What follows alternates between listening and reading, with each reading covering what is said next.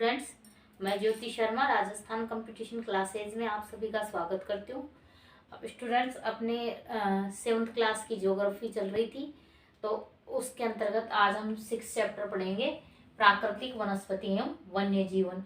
ये कंपटीशन के एग्जाम के दृष्टिकोण से महत्वपूर्ण टॉपिक भी है, क्योंकि प्राकृतिक वनस्पति लगभग एग्जामों में मतलब इसका टॉपिक रहता ही है।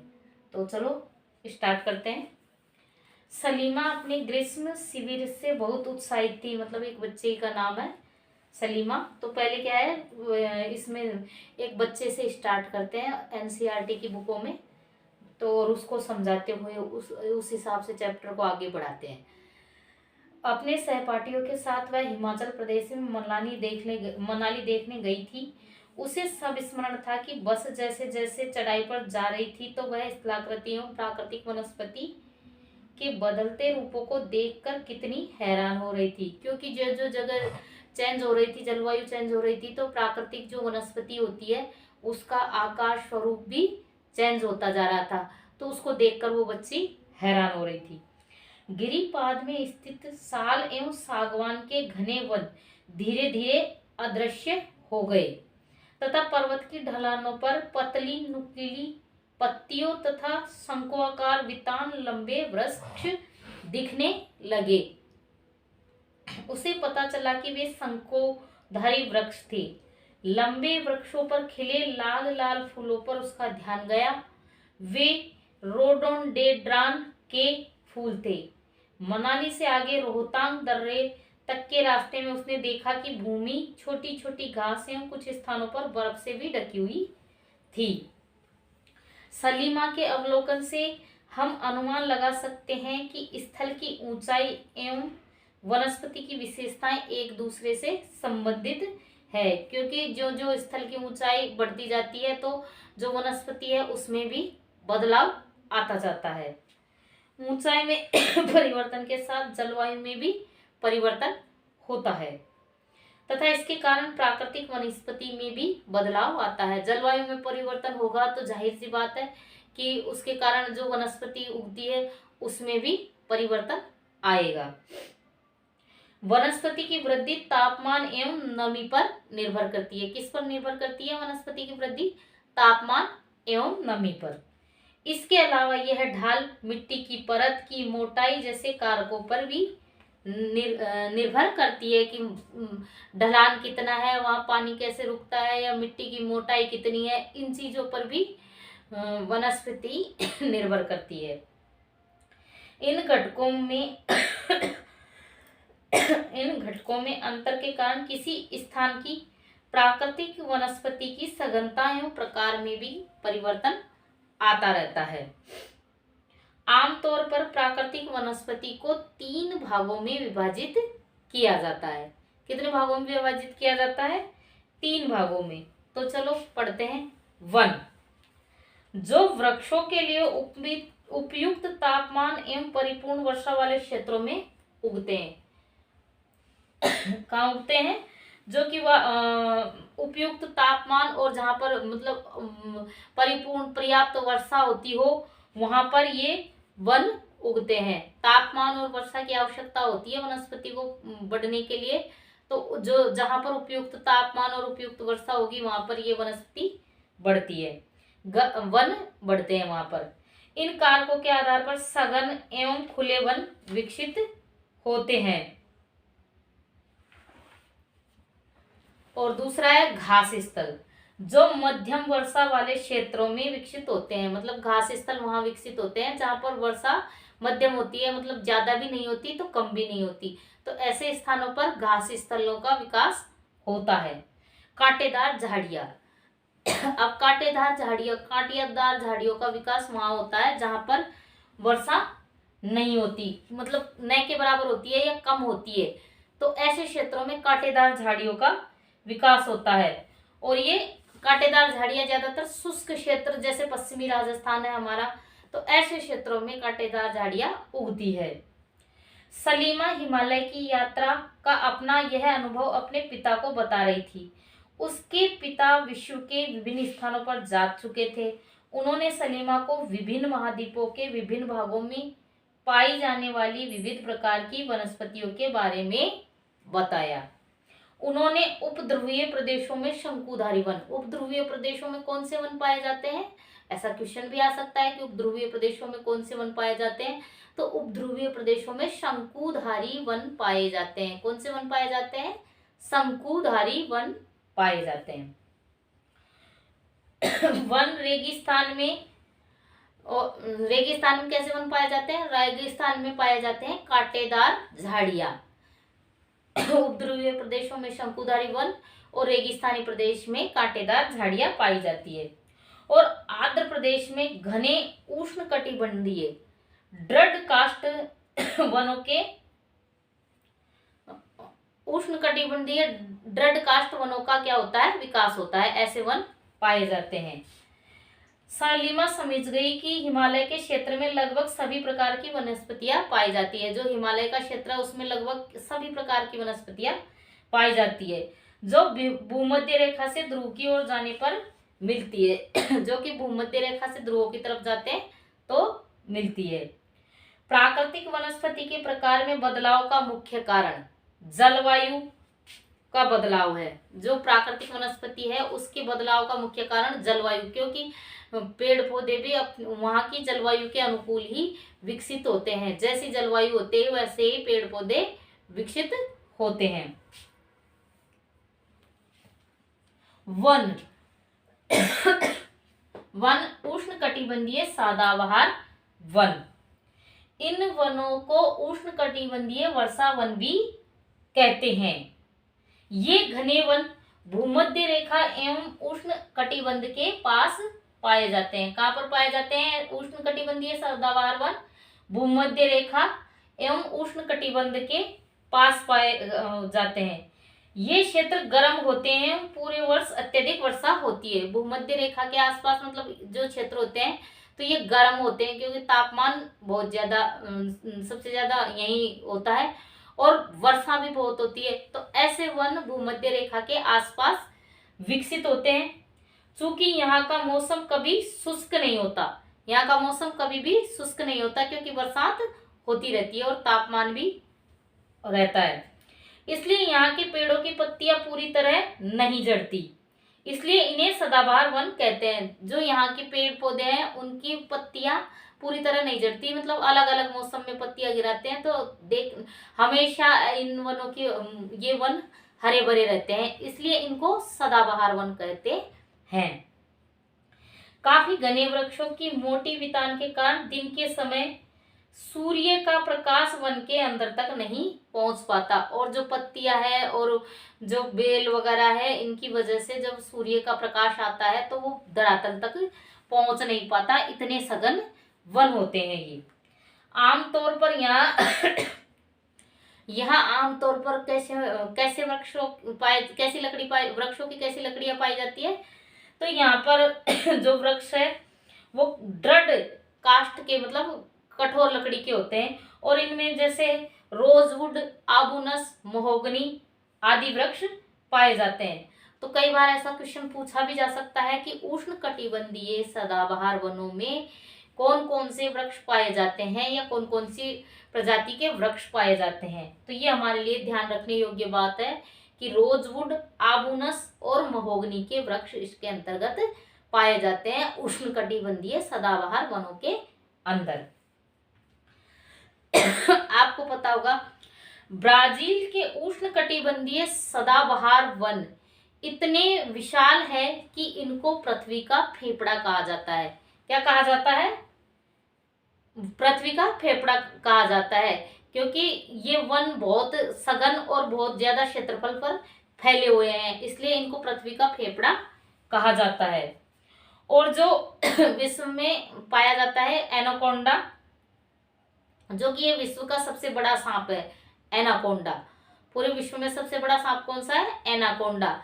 तो ये उष्णकटिबंधीय वर्षा वनों में ही पाया जाता है। जो एनाकोंडा होता है ना विश्व का सबसे बड़ा सांप, ये भी उष्णकटिबंधीय वर्षा वनों में ही पाया जाता है। अब नेक्स्ट है उष्णकटिबंधीय पर्णपाती वन। उष्णकटिबंधीय पर्णपाती वन, उष्णकटिबंधीय पर्णपाती वन मानसूनी वन होते हैं। कैसे वन होते हैं ये? मानसूनी, जो ये भारत, ऑस्ट्रेलिया एवं मध्य अमेरिका के बड़े हिस्सों में पाए जाते हैं। ये उष्णकटिबंधीय पर्णपाती वन या उष्णकटिबंधीय मानसूनी वन कौन कौन से क्षेत्रों में पाए जाते हैं? भारत, उत्तरी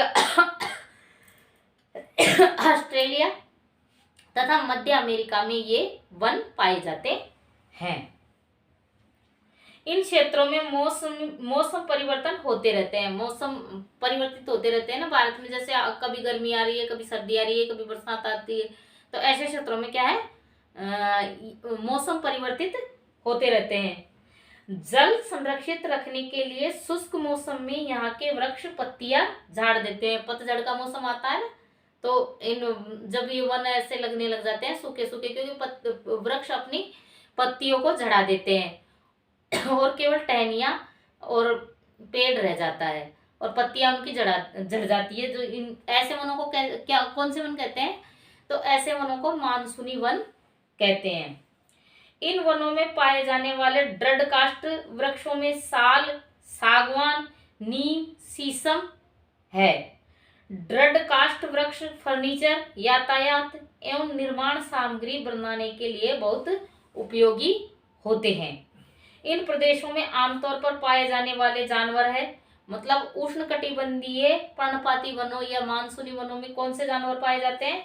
बाघ, शेर, हाथी, गोल्डन लंगूर, बंदर आदि पाए जाते हैं। शीतोष्ण नेक्स्ट है शीतोष्ण सदाबहार वन। शीतोष्ण सदाबहार वन मध्य अक्षांशों के तटीय प्रदेशों में स्थित है। कहाँ पर स्थित है? मध्य अक्षांशों के तटीय प्रदेशों में शीतोष्ण सदाबहार वन स्थित है। ये सामान्यतः महाद्वीपों के पूर्वी किनारों पर पाए जाते हैं। शीतोष्ण सदाबहार वन है जो कि महाद्वीपों के पूर्वी किनारों पर पाए जाते हैं, जैसे दक्षिण पूर्व अमेरिका, दक्षिण चीन एवं दक्षिण पूर्वी ब्राजील।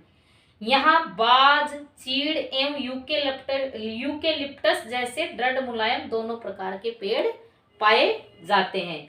और ये शीतोष्ण सदाबहार वन कैसे मौसम में पाए जाते हैं? मतलब यहाँ पर ठंड भी होती है, इसलिए ठंड की वजह से ठंड होती है, इनको शीतोष्ण सदाबहार वन कहते हैं। ये भी मतलब अपनी पत्तियां एक साथ नहीं झड़ाते। इन जो ये वृक्ष भी हमेशा सदाबहार मतलब ऐसे दिखते रहते हैं कि भाई पत्ते नहीं झड़े तो हरियाली दिखती रहती है, इसलिए इनको शीतोष्ण सदाबहार वन कहते हैं।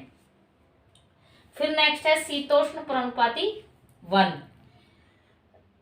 अब ये शीतोष्ण पर्णपाती वन उच्च अक्षांशों की ओर बढ़ने पर अधिक शीतोष्ण पर्णपाती वन मिलते हैं।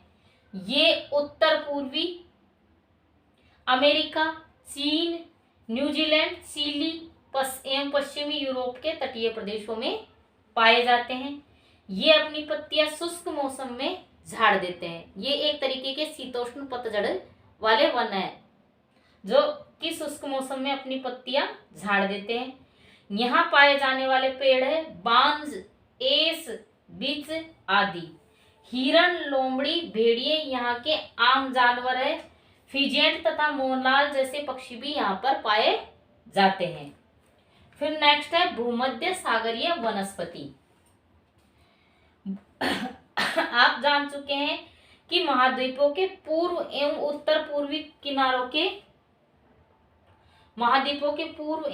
पूर्वी किनारों के अधिकांश भाग शीतोष्ण सदाबहार एवं पर्णपाती पेड़ों से ढके हुए हैं। महाद्वीपों के पश्चिम एवं दक्षिणी पश्चिमी किनारे भिन्न है। यहाँ भूमध्य सागरीय वनस्पति पाई जाती है। भूमध्य सागरीय वनस्पति अधिकतर कहाँ पर पाई जाती है? तो यह यूरोप, अफ्रीका, एशिया के भूमध्य सागर के समीप वाले प्रदेशों में पाई जाती है, इसलिए इसका नाम ही भूमध्य सागरीय वनस्पति पड़ गया। ये वनस्पति भूमध्य सागर के बाहरी प्रदेशों जैसे संयुक्त राज्य अमेरिका के कैलिफोर्निया, दक्षिण पश्चिमी अफ्रीका, दक्षिण पश्चिमी अमेरिका एवं दक्षिण पश्चिमी ऑस्ट्रेलिया में भी पाई जाती है। इन प्रदेशों में गर्म, शुष्क, ग्रीष्म एवं वर्षा वाली मृदु शीत ऋतुएं होती है। इन क्षेत्रों में आमतौर पर संतरा, अंजीर, जैतून एवं अंगूर जैसे नींबू वंश या सिट्रस, मतलब जो खट्टे फल होते हैं उनको सिट्रस भी कहते हैं, के फल पैदा किए जाते हैं, क्योंकि लोगों ने अपनी इच्छा अनुसार कृषि करने के लिए यहाँ की प्राकृतिक वनस्पति को हटा दिया है। यहाँ वन्य जीवन कम है क्योंकि एक तरीके से यहाँ पर फलों की खेती की जाती है, खट्टे फलों की। फिर नेक्स्ट है भूमध्य सागरीय वृक्ष शुष्क ग्रीष्म ऋतु में स्वयं को ढाल लेते हैं। उनकी मोटी छाल एवं पत्तियां वाष्पोत्सर्जन को रोकती है। भूमध्य सागरीय प्रदेशों को फलों की कृषि के कारण विश्व का फलोदान भी कहा जाता है। ऐसा क्वेश्चन भी आ सकता है कि विश्व का फलोदान किसे कहा जाता है, तो भूमध्य सागरीय वनों को विश्व का फलोदान कहा जाता है, क्योंकि यहाँ पर सर्वाधिक फलों की खेती की जाती है। फिर नेक्स्ट है शंकुधारी वन। तो शंकुधारी वन उत्तरी गोलार्ध के उच्च अक्षांशों 50 डिग्री से 70 डिग्री में भव्य शंकुधारी वन पाए जाते हैं। इन्हें टैगा वन भी कहा जाता है। तो ऐसा क्वेश्चन भी आ जा सकता है कि टैगा वन किसे कहा जाता है, तो टैगा वन शंकुधारी वृक्षों को या शंकुधारी वनों को ही टैगा वन कहा जाता है। ये वन अधिक ऊंचाई पर भी पाए जाते हैं।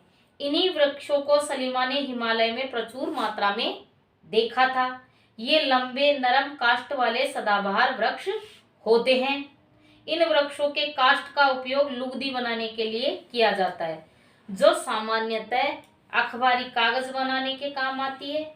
नरम काष्ठ का उपयोग माचिस के डिब्बे एवं पैकिंग के बक्से बनाने के लिए भी किया जाता है।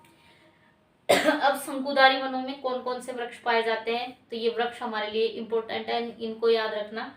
जैसे शंकुधारी वनों में चीड़, देवदार आदि इन वनों में के मुख्य पेड़ है। यहाँ सामान्यतः रजत लोमड़ी, मिंक, ध्रुवीय भालू जैसे जानवर पाए जाते हैं। रूसी भाषा में टैगा का अर्थ होता है शुद्ध या अनछुआ घास स्थल। नेक्स्ट है घास स्थल।